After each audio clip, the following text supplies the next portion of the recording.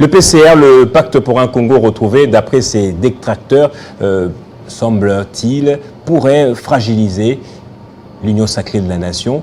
Mais d'après Augustin Kabouya, c'est tout à fait normal qu'au sein d'une méga plateforme, que les expressions soient permises, que tout le monde envisage de pouvoir s'exprimer calmement. On en parle avec Alfred Dibandi, qui est cadre à l'AAP, Alliance des acteurs attachés au peuple. Bonsoir Alfred, bienvenue à vous. Bonsoir monsieur le journaliste. Alors, l'AAP est l'un des regroupements politiques qui composent le PCR, justement, et aux côtés de l'AAP, il y a notamment l'Alliance Bloc 50, Coalition des démocrates, Code, justement, il y a l'Union Sacrée, et plutôt l'UNC, Action des Alliés. Est-ce que vous comprenez tout le débat qui se fait autour du PCR?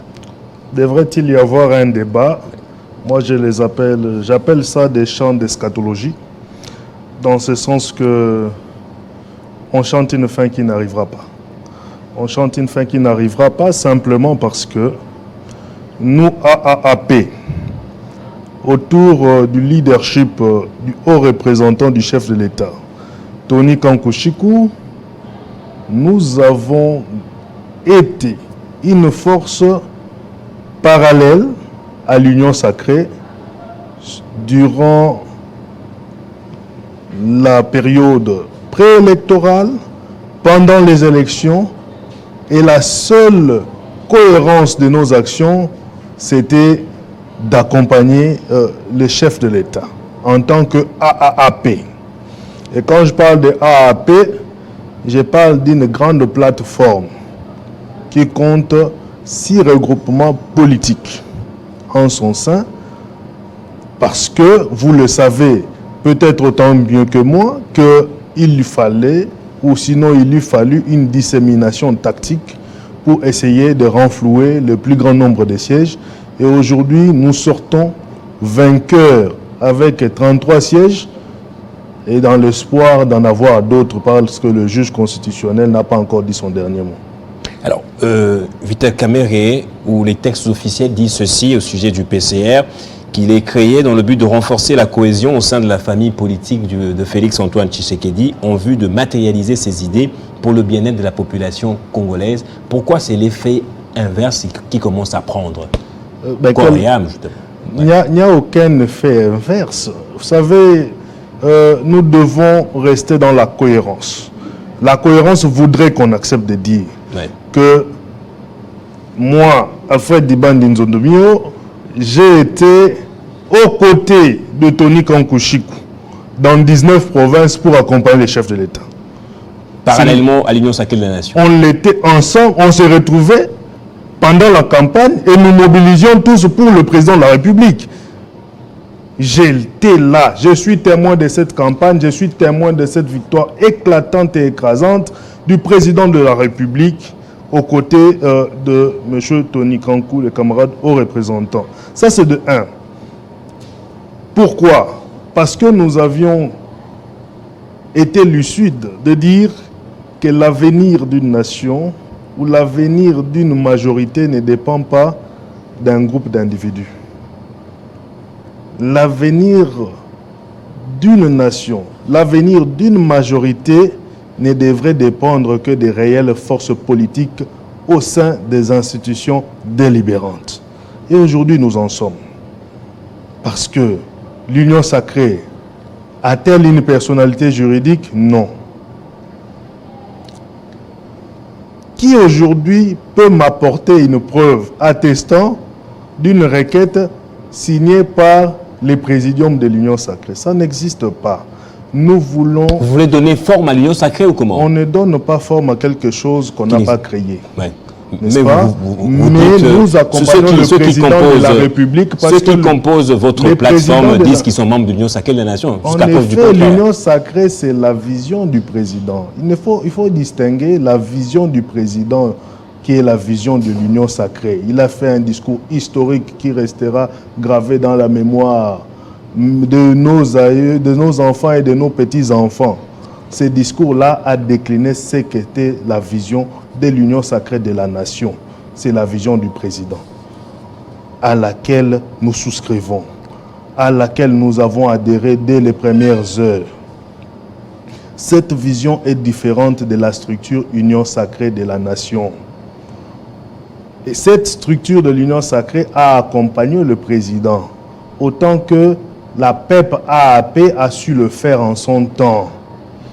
Aujourd'hui, le débat n'est plus de savoir qui a accompagné ou qui n'a pas accompagné.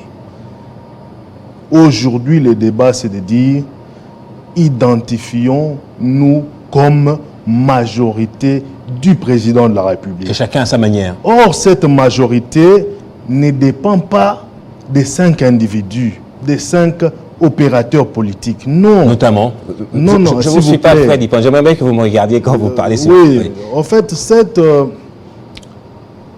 cet avenir politique, vous savez, les sages ont dit qu'on peut déléguer l'autorité, mais pas la responsabilité. Oui. N'est-ce pas? Aujourd'hui, autour du pacte pour un Congo retrouvé, il y a Vital Kamerhe, qui n'est pas... qui est un animal politique. Il a 38 sièges dans cette assemblée. Il y a Tony Kankushiku, le représentant du chef de l'État, non? Hein, qui n'a pas été au sein des institutions, mais qui a travaillé pour démontrer que le président, c'est le président de Congolais, et la popularité au Congo, ce n'est pas une popularité marchande. C'est une popularité avec ancrage sociologique. Il apporte 33 sièges dans l'actif du président.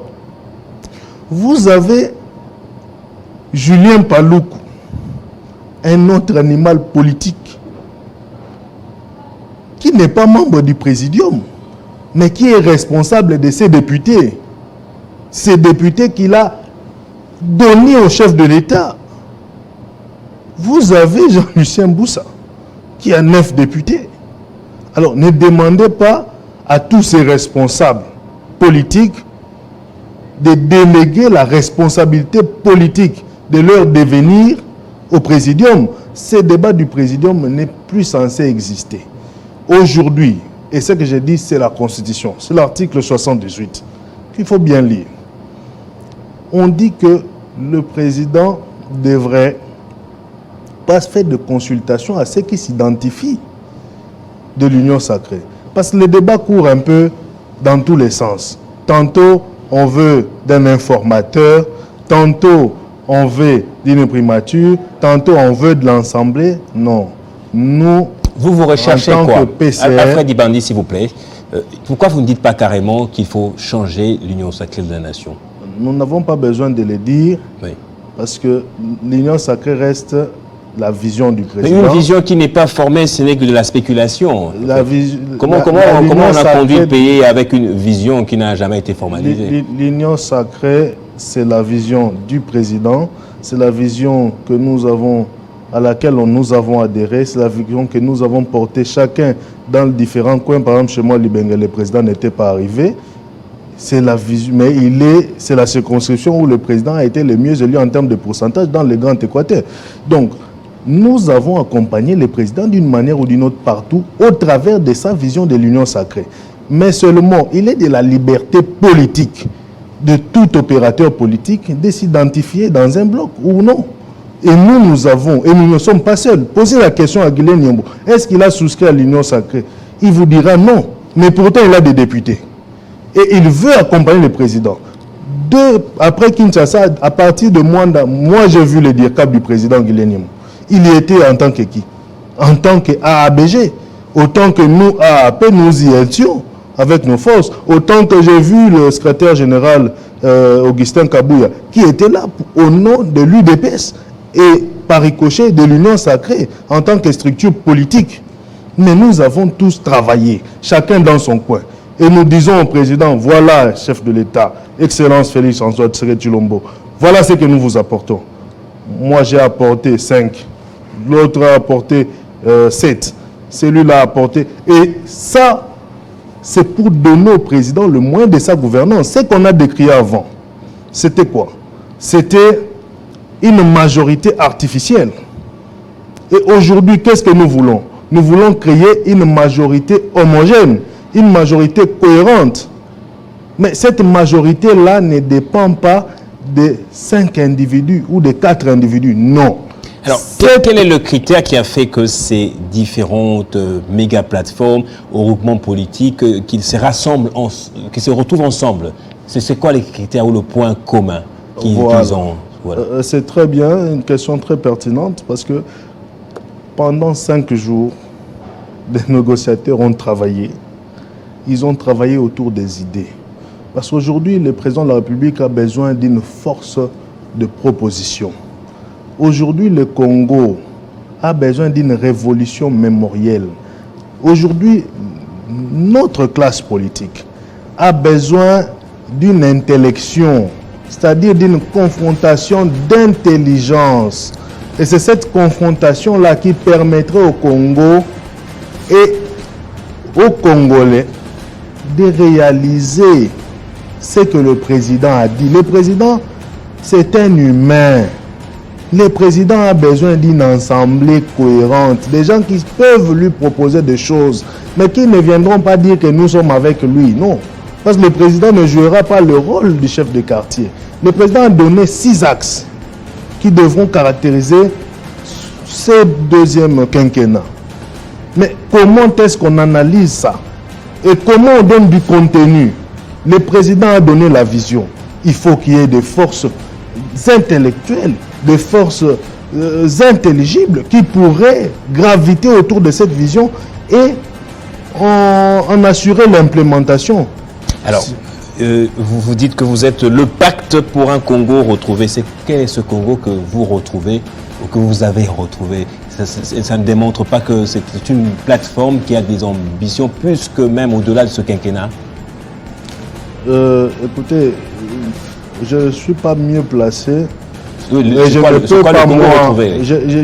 On dit dans mon jargon que nul ne plaide pas procureur, c'est-à-dire que je n'ai pas été mandaté ici pour parler des ambitions des uns et des autres ou de ceux qui pensent devenir après. Les ambitions sont légitimes, chacun pense devenir. L'appellation est énorme quand même. Et quand on parle d'un Congo plateforme politicienne simplement, oui. Non, un Congo retrouvé par ses idées.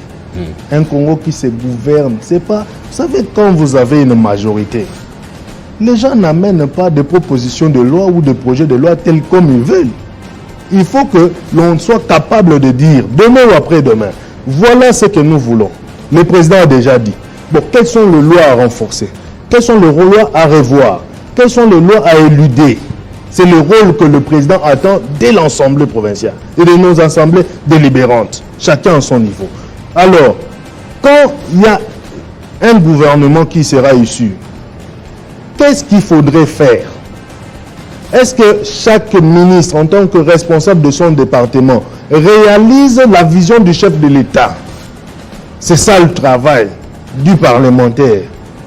Mais nous, en tant que PCR, je vais me limiter par donner les 3 résolutions. Rapidement, pour terminer. Ces 3 résolutions sont simples. On a dit soutien au chef de l'État.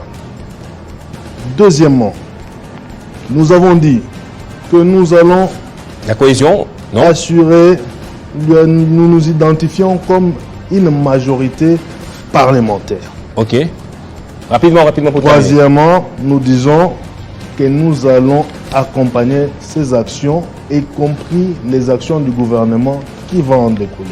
Et la primature, ça ne vous intéresse pas?